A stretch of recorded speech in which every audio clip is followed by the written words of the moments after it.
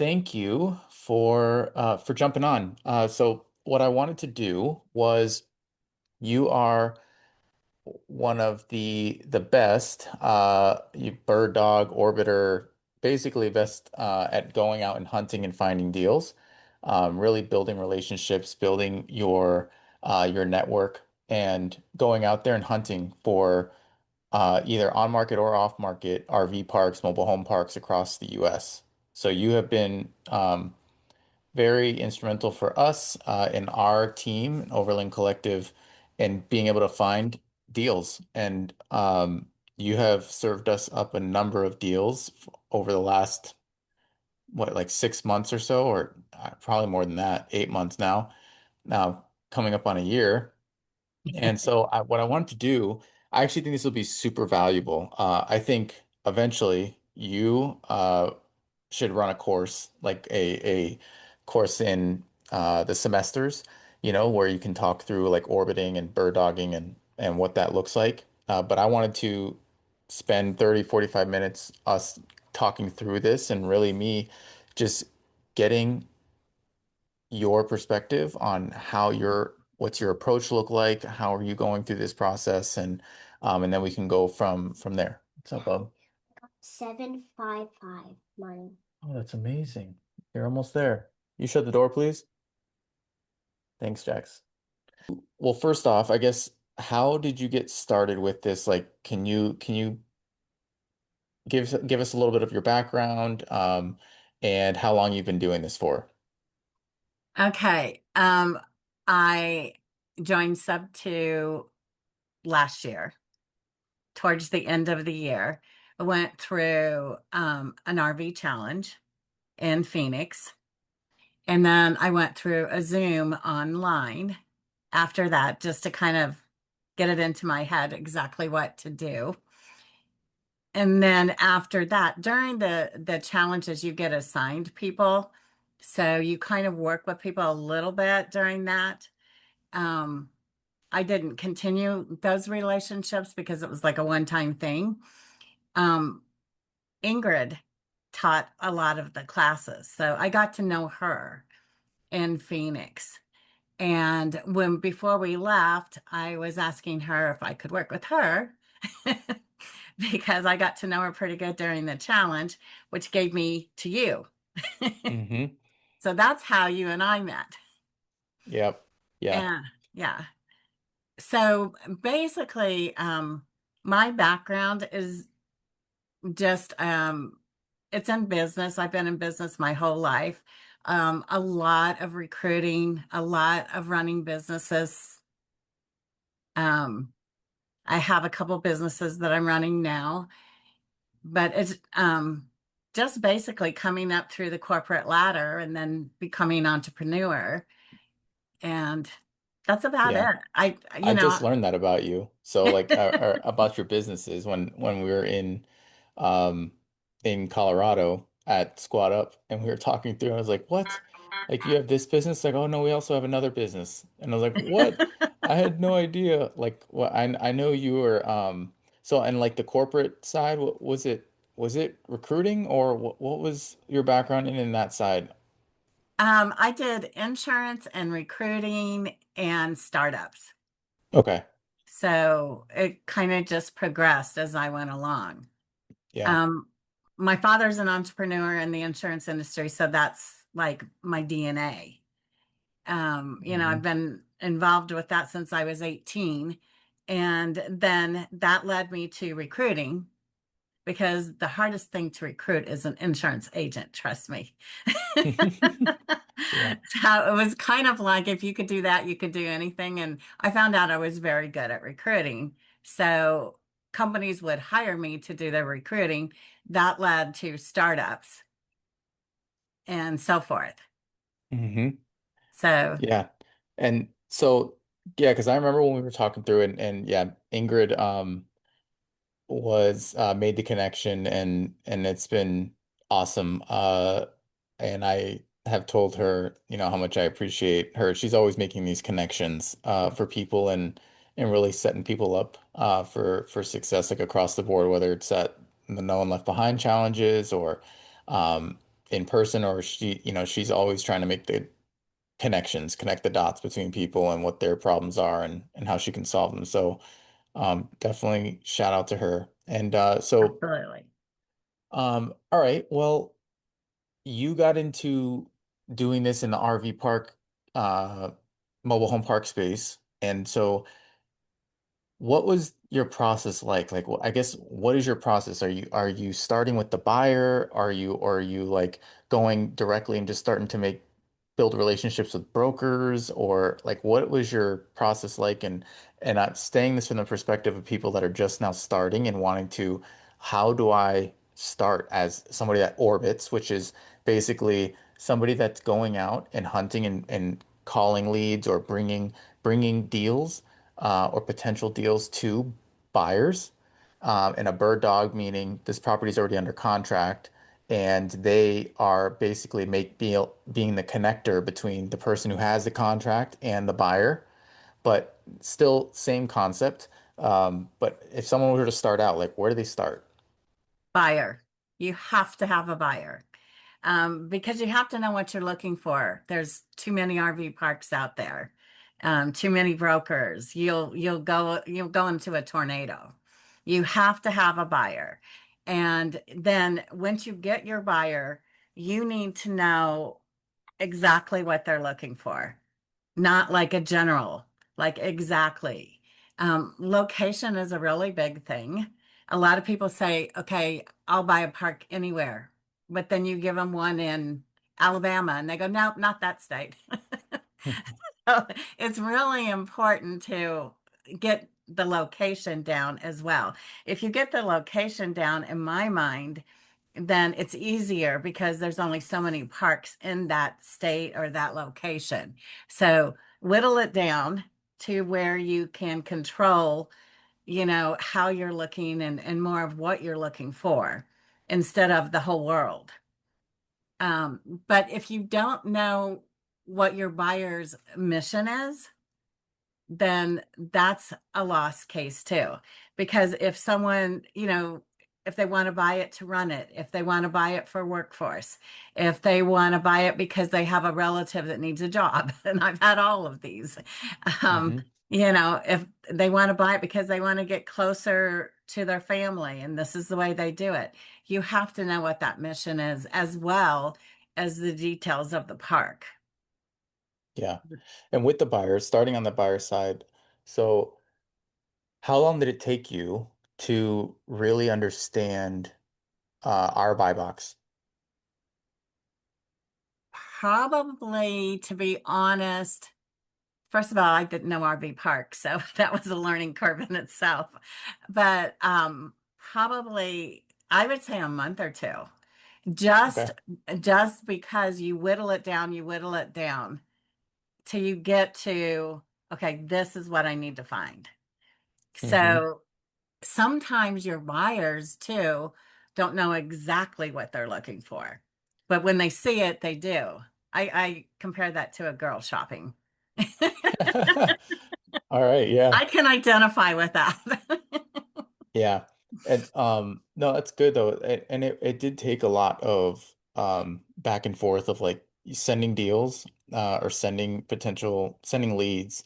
And what really stood out to me when you were in the beginning sending us is you were just going out and building the relationship with the broker and or the seller first and foremost.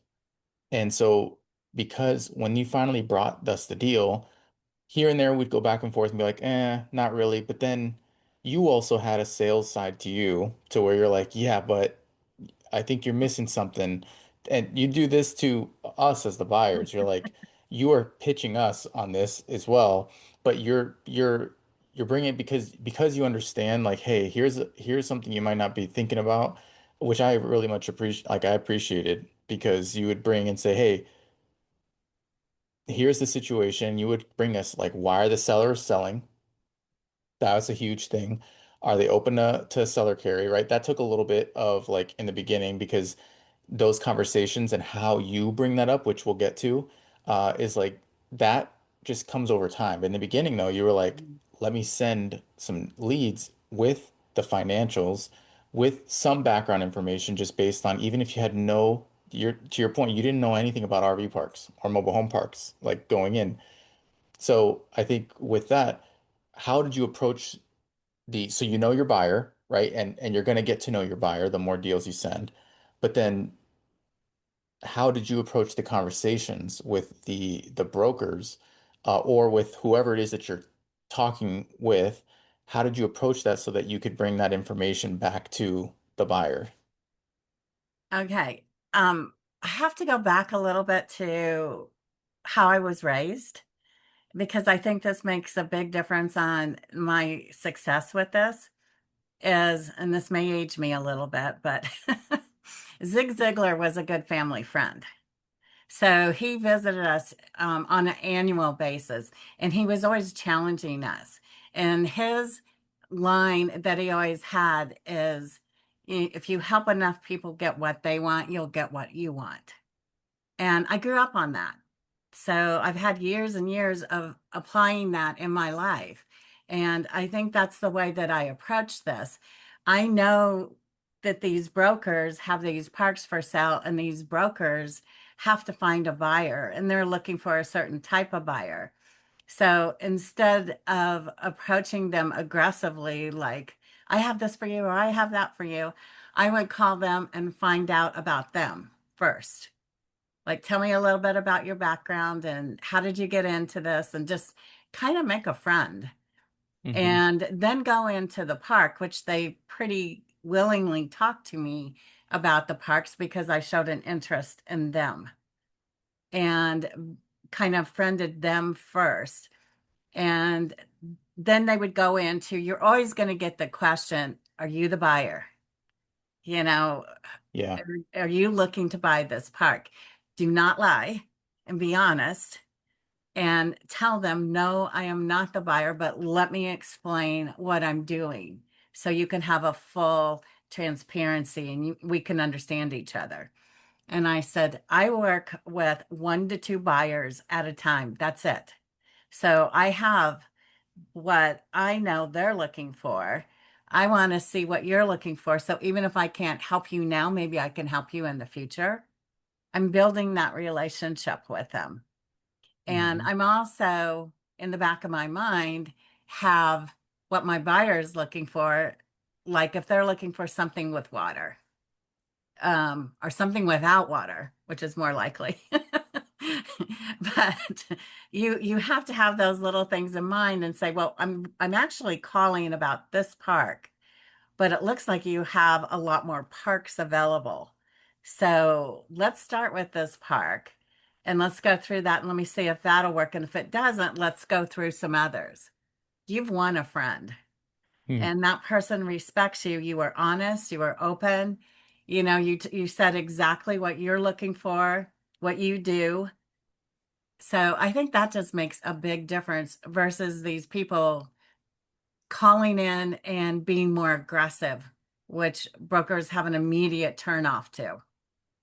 You Yep. know, Yeah. And what you just said too is something that whether it's single family or multifamily or commercial assets, whatever it is, uh, you went into it. It's not about that one park. It's not about the park that you're calling about originally.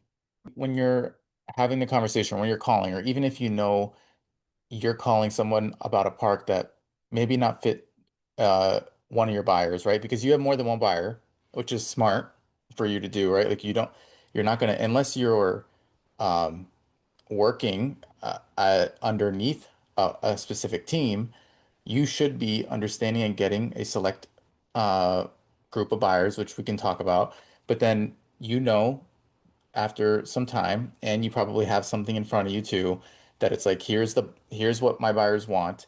You're calling a specific park to build the relationship with the broker. It's never about that park.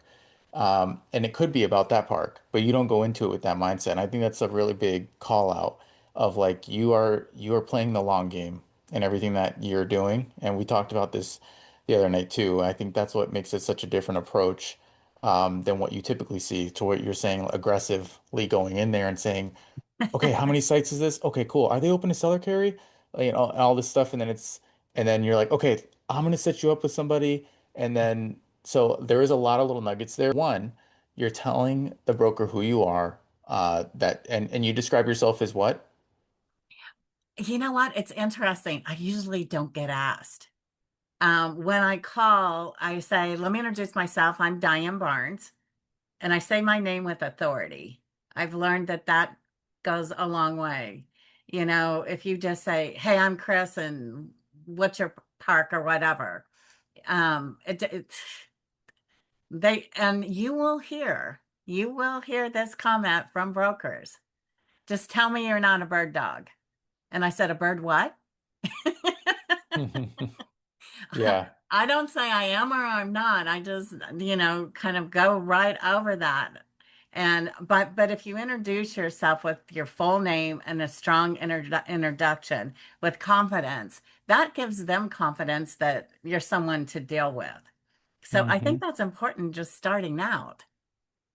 Yeah, and that's a great point too. I think there's also the thing about proof of funds, right? And a lot of times people will get asked that, but it's mainly because they're not coming off with that authority and that confidence and that like if you're getting asked whether or not like for material around credibility or proof of funds. Now sometimes they will ask because they've just been burned by something and they're like, I just want to make sure I'm not wasting my time. Honestly, whether you come off sounding credible or not sometimes they'll ask uh, for proof of funds, credibility, um, whatever it is.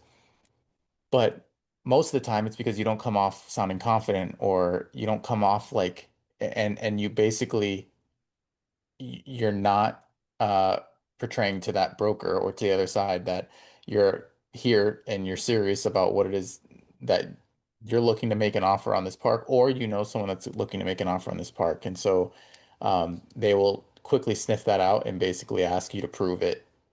And so that's great. That's really good. Um, okay, cool. I Anything else don't on think, that? well, I don't think I've been asked for proof of funds up front before getting financials ever.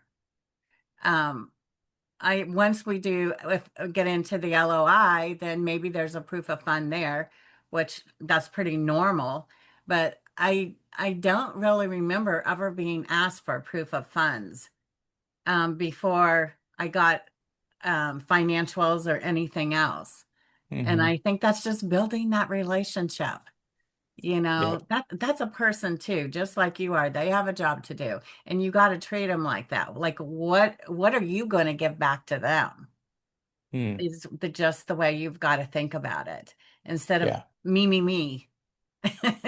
Right.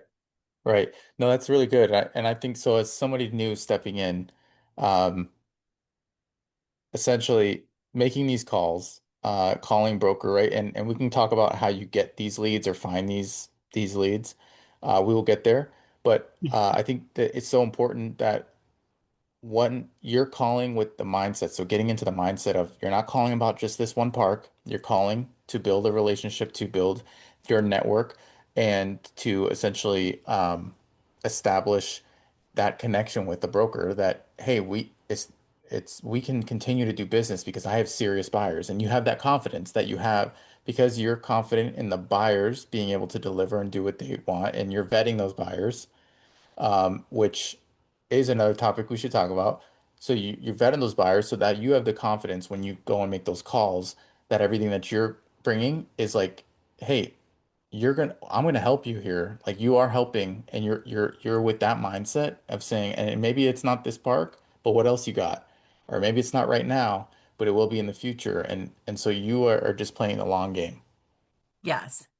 And I really, I'm going to give Ingrid some credit here because she would always say that on the phone in these challenges. Well, maybe it's not this one, but we'll work on another one. And I just remember Hmm.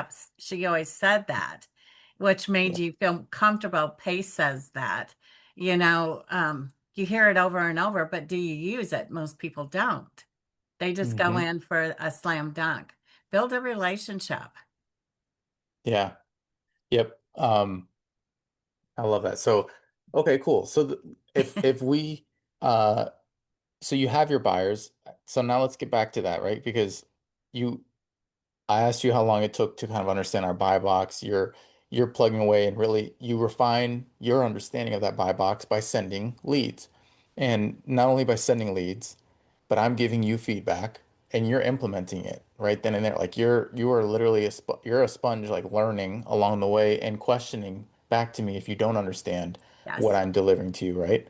Um, and you've That's worked with multiple important. buyers. Well, Yeah, what go you ahead. just said is important because a lot of people will not ask questions. They don't want to feel like they don't understand.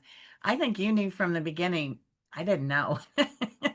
And I said, I'm probably going to ask a lot of questions, but I do learn fast. If you'll teach me, I'll learn. And I think if you just have that attitude, don't be afraid to ask because if you don't ask, you're going to go down a path of not knowing, and that's going to hurt you in the long run.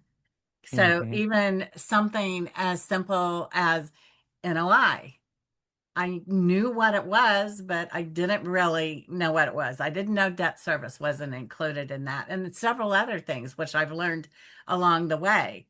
I just Yep. know I had to ask for an NOI. And Yes. in the beginning, that's the way I did it, Hmm. acting like I knew exactly what an NOI is, and I didn't. But Yeah. ask questions, and once you get them, look at the papers.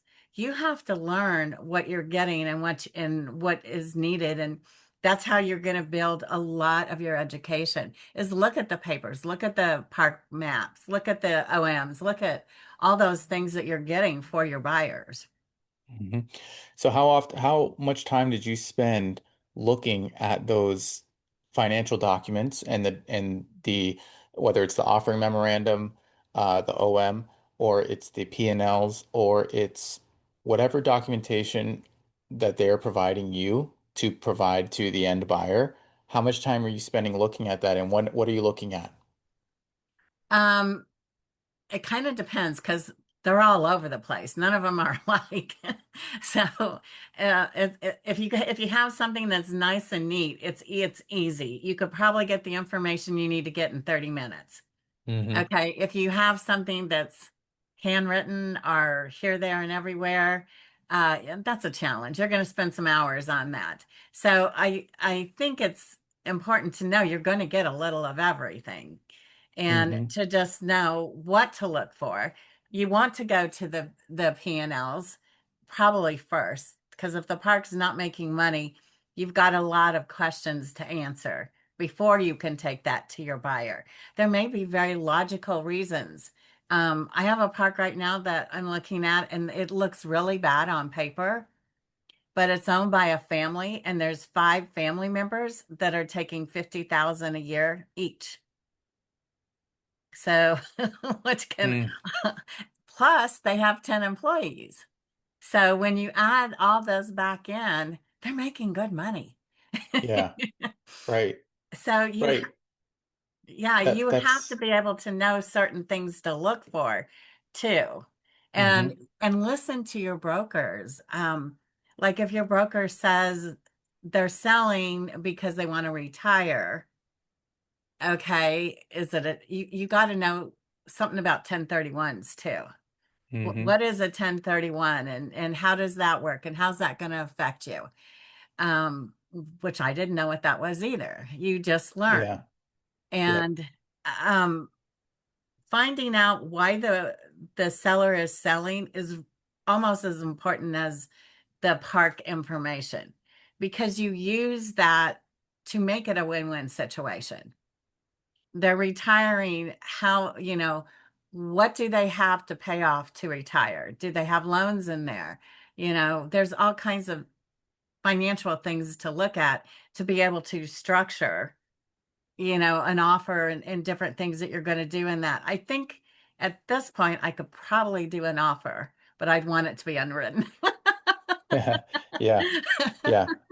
And I So mean, if you're learning too, like, I think that is a good thing. So someone new, fresh, starting out, you don't have to know all those things, but you it don't. makes you better over time when you You do will learn. understand. Yeah, you will learn if you're You asking will. questions and you're applying what the buyer is going to tell you, and you're building relationships with these. these brokers to where they're teaching you too. Right. You're like you're playing that card that and it's but it's true like you're learning and you've leaned into the space or leaned into that like hey, I don't know everything and you don't come off as trying to know everything. And so you're getting educated by the brokers bringing the parks and you're getting educated by the buyers that you're feeding these parks to. And so and it comes off as like you're just such a by multiple brokers that are really big in the RV park space now that one that want to hire you, but two, like they understand that you mean business and you're going to be bringing vetted buyers to them. And so when they educate you, you're basically out there hunting for them as you're As hunting well. for Yeah. buyers. You're basically working for both sides on that front, and you've Right. established that relationship with them, which is so huge, right? And that's just your mindset is not the one deal. Um, so the how do you vet your buyers? Um, Like, what's that process look like? Because you've gone through probably having a bunch of buyers. yeah. Maybe you've had a lot more than you do now. Like, what? How are you selective around the buyers that you work with? First of all, I want to know what they're looking for to see if I'm going to be able to do it. There's a lot of people out there that want things that it's a needle in a haystack. Mm, That's not my buyer. yeah. That'll be something I'll file away, and if I find it, I find it. But that's not my buyer right now.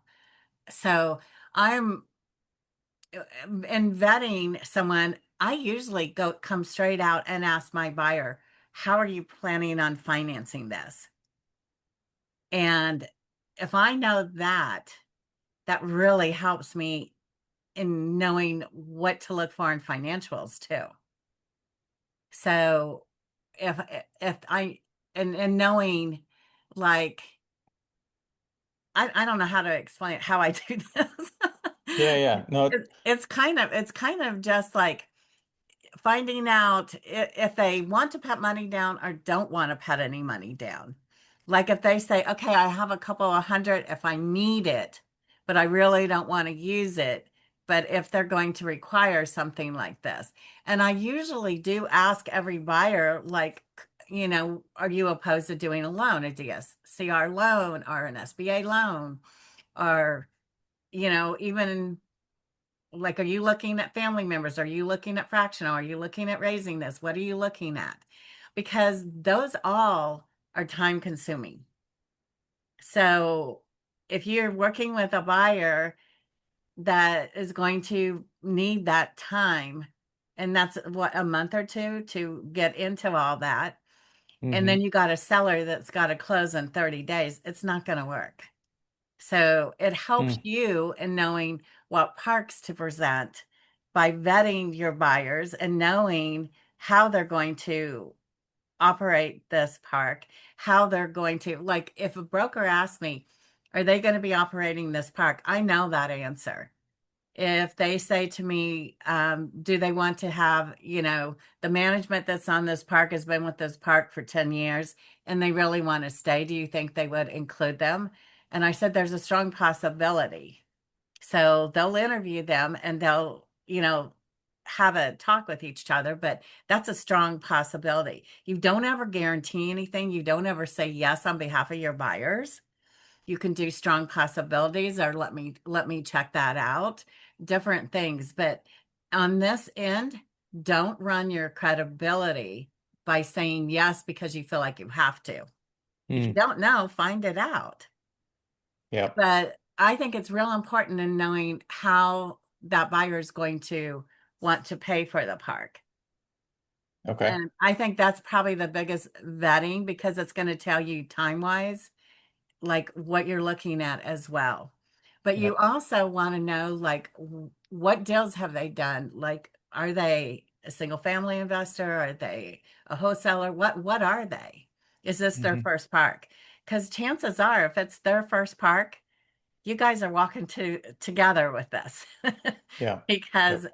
we probably know, pretty much the same information. So you have to be willing to know that person's going to need a little bit of extra information to make sure that their decision is sound. Somebody Yeah. that's like the Bajans that have bought three parks or something like that. They could go in with the right park and probably close in 30 days because they know exactly what they're going to do and exactly Hmm. what they're looking for. So it just depends. When you're vetting them, you just need to know everything about them, personality too. And people go, "Why do you want to know their personality?" Well, it plays a big effect with brokers. And there's some brokers that are like, okay, if this person is going to come in and wholesale this park, we don't want them. And you want to know if your buyer is going to wholesale that park because that's going to run your reputation and theirs. So absolutely ask that question. What are you going to do with this park? Hmm. And if they have a team, like you have a team, find out about their team members and what their Hmm. team members have to offer. So you can always talk to your brokers very intelligent.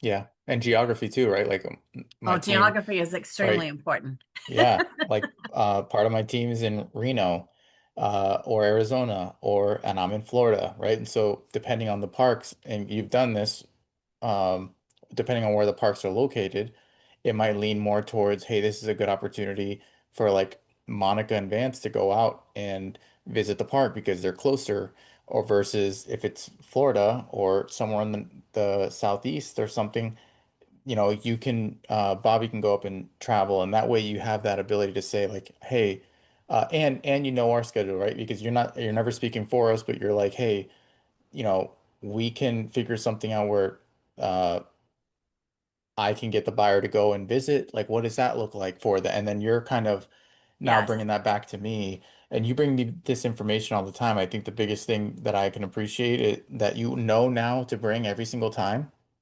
is like, why are they selling? What's the potential with this park? The value add doesn't meet our minimum criteria at a minimum.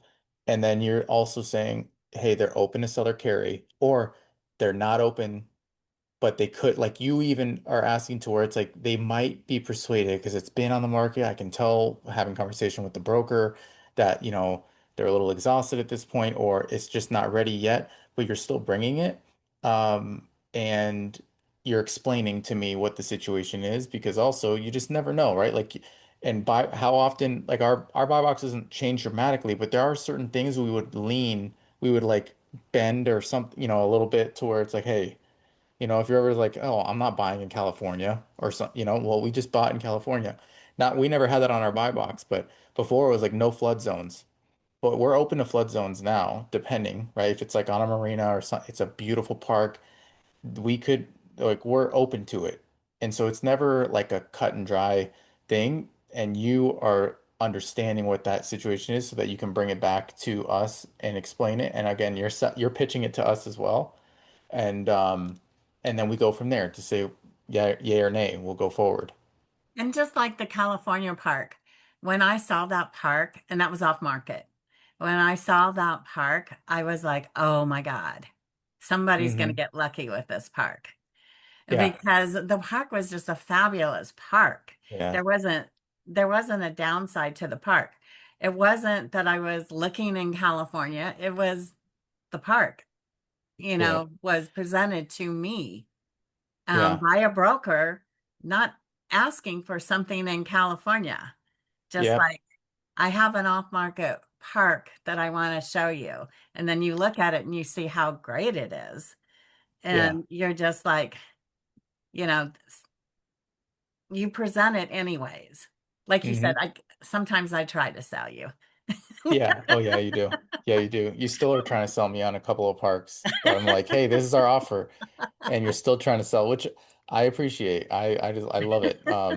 Because you're doing the same thing for us when the California deal is a good example of like there's a multiple offers or buyers in it and literally like, hey, why don't you, here's what it will take. Like you're going back and forth and uh juggling these things and trying to understand like, hey, how aggressive can you make? your offer there. Here's what they would do. If you could do this, you might be up next in line. And then it's like, okay, cool. Things fall through all the time. So you're following up. So like you're doing your follow-ups. Like how, I guess again, someone new starting, like how often are you following up and continuing the relationships with the brokers that you already have versus new? Um, I continue the relationship with my brokers weekly. Like they'll get a call from me weekly. The ones that I have very established relationships with, I try to touch base with them and just see what's new and what's going on in their life and just touch base. That's how I got California. Yeah. How much time So are you spending on those on that once a week follow-up type of cadence? they don't have any more, they don't have a lot of time. They are constantly on the phone. And with everybody searching now, they're constantly on the phone and they'll tell you Mhm. that. So when you get them, be respective of their time. 10 or 15 minutes goes a long ways. If they want to talk, let them talk. Don't cut them short. But if you plan on like 10, 15 minutes and just, general talk, that's fine. Yeah. They actually, I have never had anyone not pick up my phone call. And I know they're Hmm. busy. Yeah. I So, think we need to have more of these because there's a next level to this that we don't have time to talk through that makes you so good at what you do to where you are staying on the phone longer than 10 to 15. Sometimes not, but sometimes it's quick, but they'll call you back and you have a way of building that rapport with people to where they just open up to you, even about personal things. And I know mhm. we've had conversations about that. But it's great. And that's like a next level thing that I think as someone new starting out, personality wise and just what you're going after, again, like you're in the long game. You are building this rapport, and because your mindset is like that, you are not uh, trying to just check a box in your approach. And I think Um, if you're new, this is my advice to you, is the information you need to get is the financials and the seller information. So do it in a gentle, nice, friendly way. Don't be aggressive. hmm, And, try to make a friend while you're doing it.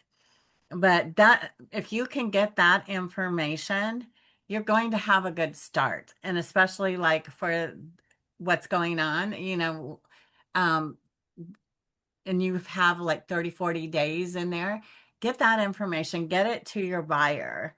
Your buyer is going to ask you questions, which is going to give you conversation to go back to the broker with. hmm, Because trust me, you're never going to have all the information the first time. And they're going to come up with questions that you probably wouldn't think about, especially being brand new. So um, just concentrate on try to do as close to the buy box as you can and getting that information and then going to your buyer and having that one-on-one. This is what I found. This is why I like this. And then having a true conversation so you can see, did you hit it? Did you not? And what do yep, you need to do to go forward? And just listen yeah. and learn. So, I have actually on that front too, around advice for someone starting today, right? I have a few questions for you, but before I Okay. get there, uh, how are you finding your leads? Like, how did you start? You started from scratch, not knowing this business or not being in this business. Like, where does somebody start? Well, I started with you and asking what you were looking for. Hmm. And then when we were in our challenge, they told us to use LoopNet, Craxy. Hmm. I would go on there and look, and to me, it was like a wholesale side. I Hmm. mean, it just wasn't me. I didn't even know how to approach that. And so I just decided I went on Facebook and started joining groups, RV groups, and trying to find out a little bit more about people in the RV groups. And I would ask some questions as just a person in the group. Like, if you were to looking to buy a park, where would you look? And they would give me places to go look that were not these two. Or they would give me like, oh, I worked with, you know, Alan Smith and he was great. Call him and see what he's got.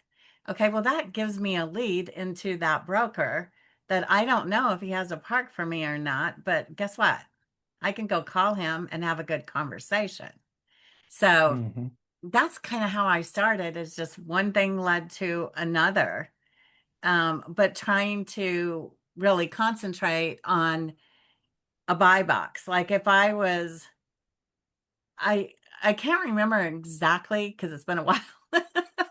But if I had a geographical um target when I first started, I think I was just doing basic, like at least 50 pads, at least this NOI, and just kind of seeing where that landed. Yep. And so you have to have some kind of verbiage to talk to these people. But if you would, like, if just find out where RV people hang out, not physically, but in the marketplace and stuff Yep. like that. And that's the approach that I took with it. And it just led me down a path that ended up being pretty good. That's so good. Yeah, that's good. Because LoopNet and Crexy, I mean, you can find leads on there, but again, it's Oh, never yeah. about the deal. It's the broker there's a lot of big brokers that now a lot of them aren't pushing on LoopNet, or like the ones that are really popular in the space. You've noticed that they're pushing on their own sites and but you've gotten to them going through the Facebook groups and everything, which is such a good, like, low key. There's so many RV for sale, mobile home parks for sale, all those types of Facebook groups.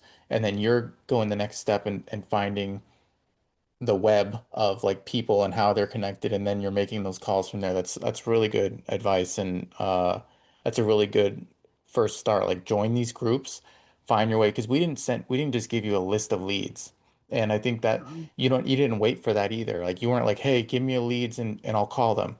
Because a Mm-mm. lot of them too, like, you're out there building relationships with brokers, which I can appreciate, because even on the single family side, that is something that I learned and still do to this day. On market, you'll get off market because of the relationships you've built with those brokers from the on market ones. But I actually, going direct to seller can be easier for sure. But if you want low hanging fruit, or you want an opportunity and some at bats and not just calling a bunch of numbers that could lead to somebody or not, call on market properties, build a relationship with those brokers. They'll bring you off market deals eventually. But that's really good advice. Um, so, all right, I just wanted to run through these and basically advice for someone starting today, right? So if you were starting from scratch right now, where would you begin? And we kind of just talked through that with the Facebook groups, but is Buyer, there know your anything buyer else? inside and out, what they're Okay. looking for, because you have to use something to go forward.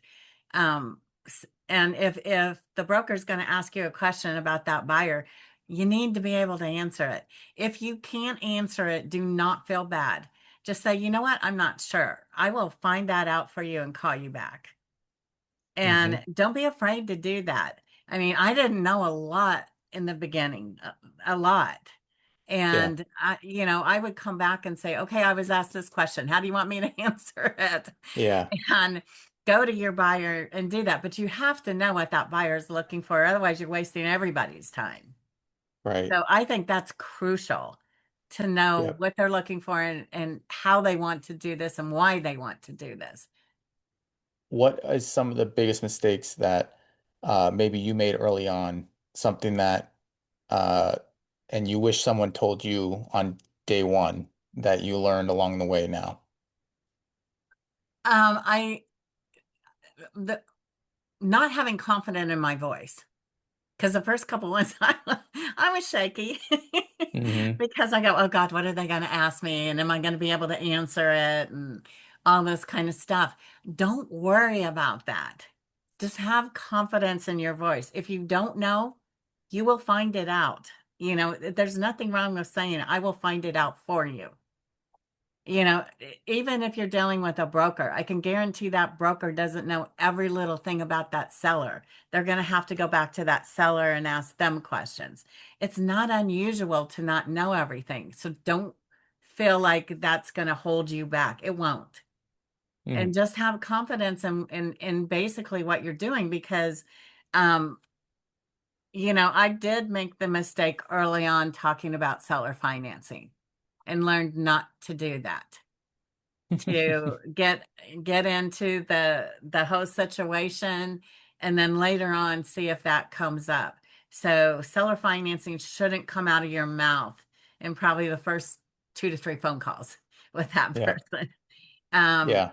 and if you hear the word bird dog, you're like, oh, do you hunt? No, I'm kidding you.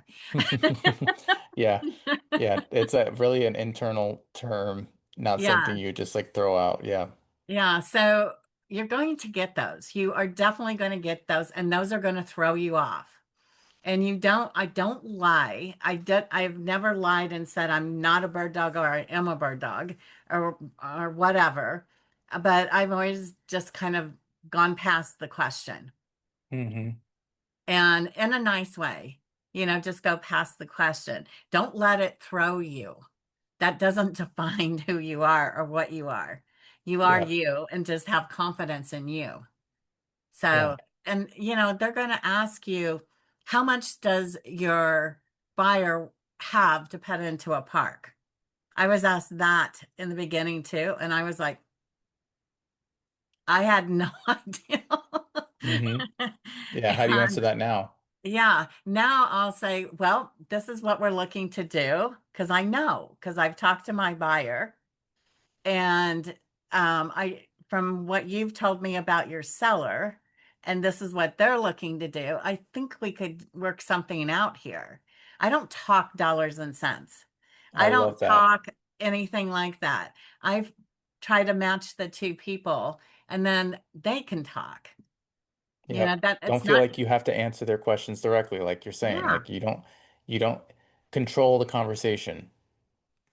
Yeah, it'll throw you off when they ask you, like, how much money do they want to put into the park? How much money do they have to spend? Hmm. Well, let's find a park first. Yep. And I Yeah. did have one guy that was a little aggressive with me, and I think he was just having a bad day because we're pretty good friends now. But he just shot questions at me right and left. But I didn't hang up. I didn't stumble. If I didn't know, I said, I don't know, but I'll write that down and I'll get that answer for you. So Hmm. you're going to get that because they're testing you. The marketplace out there is a little flooded. So they're going to test, who are you? What are you? And don't let it throw you. Just have confidence. And I think Yeah. that's just know your buyer and have confidence. You'll do fine. Yep. I love that. I think truly when you're in control of that, or when you are trying to control that conversation, and they will get very specific and throw those questions at you, and your Yeah. ability to answer like what you just said there is perfect because you're not directly saying, oh yeah, they have $2 million to put down and they don't want to go above 10 million asking or purchase price, and like none of that matter because it doesn't for us.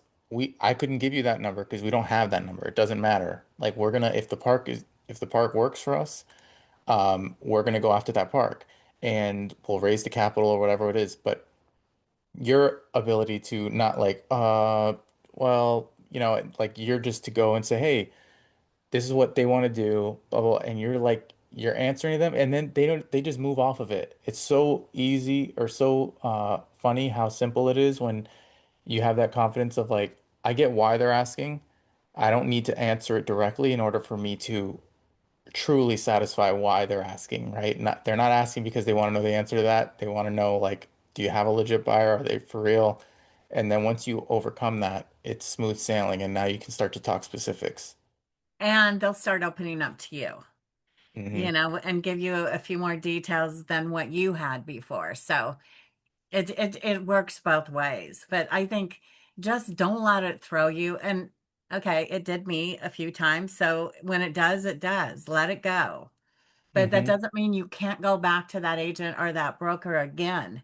You can. You're going to be a lot more confident and you're going to say, remember when we talked last time and maybe that buyer wasn't quite right for you? I think this one is.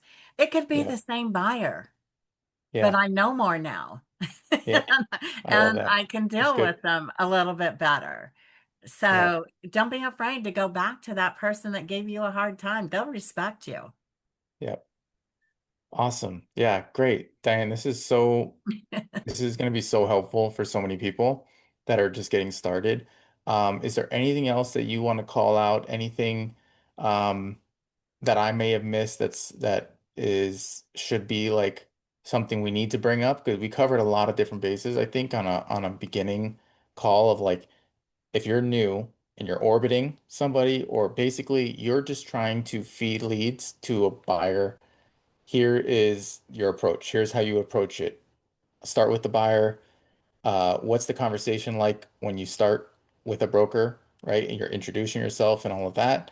Um, and Use your then name. go from there. It's real important when you call those brokers and those agents, use your name strongly. Hi, this is Diane Barnes. I'm calling whatever. Hmm. Use your name strongly. Diane Barnes. They're thinking that. Like, okay, who is this? Why does that maybe sound familiar? Yeah. And sometimes I even tease them if they say, "Who?" And I said, "Wow, you forgot me already." you know, Yeah. and then you can just say, "No, I'm just kidding. We just met. Let me tell you why I'm calling." I mean, they're people. They're just people. They have no Hmm. more authority over you than you have over them. Just have a conversation. Yep. And just remember that you're going to make mistakes. It's going to happen.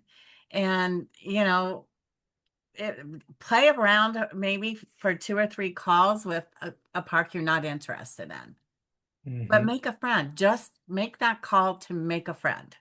That's all you Yep. want. And just Yeah. practice that and see Yep. and just so you can build a little bit of confidence. Yeah. Awesome. Cool. Thank you so much. I appreciate you coming on here and breaking it down for everybody's knowledge too, right? Like we've been working with Diane for quite a bit, and we just closed on a property in Nevada City in California a few weeks ago now. And it was a 4.6 million dollar deal, and Diane made $40,000, which she absolutely earned with getting us this deal, and what the work that she put into building the relationship with the broker that ultimately in a very busy or crowded um, there was a lot of offers that came in for this park, and we ended up landing it. And Diane is a big reason why. And we'll have to do like a part two of this, which is more a bit more advanced part of really going into and the things that you used in order to really um, help us land this deal too. But I'm this is going to help so many people walk through this and get better at serving their buyers these leads and these deals. So I appreciate you. Thank you. Oh, you're welcome anytime.